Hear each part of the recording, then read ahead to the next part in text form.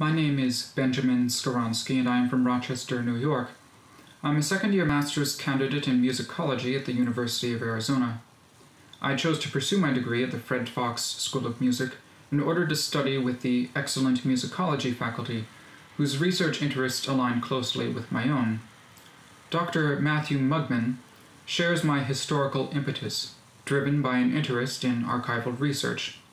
As do I, he researches modernism and its reception in the 20th century United States. Dr. John Brobeck represents my secondary research interest of early music and polyphony, in my case focused largely upon the High Baroque in Germany. In the summer of 2020, I was awarded with a research grant funded by the Medici Foundation, made possible through the generous contributions of donors. This grant funded my research into forgotten 20th century pianist and pedagogue Marian Ross, which has since become the topic of my master's thesis. Marian Ross was a pianist, lecturer, and educator in early to mid-20th century America. She taught at various prestigious institutions such as the Juilliard School, the Peabody Institute, and Columbia University, and served for decades as a lecturer for the New York Philharmonic Orchestra. Rouse was very much a product of the music appreciation movement in the United States, a broad coalition of musicians and educators that sought to enhance the layperson's appreciation for and understanding of the Western canon through techniques such as active listening and theoretical analysis.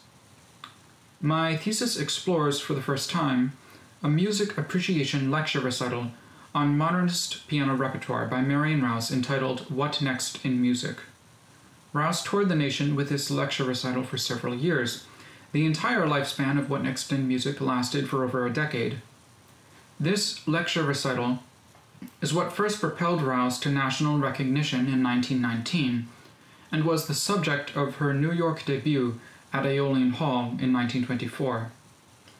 What Next in Music serves as a case study in the tensions between modernism and the music appreciation movement. Previously, the music appreciation movement had been grounded in the notions of precedent and tradition.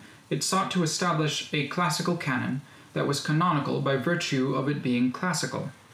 What Rouse did with What Next in Music was to use the techniques of the music appreciation movement to advance the cause of modernism, thereby subverting one of the movement's foundational principles. Aaron Copland would come to do much the same in 1939, and Leonard Bernstein would follow soon thereafter. But Rouse was allying these two disparate causes as early as 1916. It comes as no great surprise that women have been seriously underrepresented in music scholarship and the arts in general, only until very recently. As such, the narrative of music history is dominated by men, particularly composers. While these figures remain objectively important to the trajectory of the historical narrative, our understanding of that narrative is one-sided, as many equally significant women have been lost to the footnotes and appendices of our historical accounts. I was drawn to this research topic not only because Rouse is such a lost figure, but also because she represents an entire chapter in the accounts of both modernism and music appreciation that has hitherto gone unnoticed.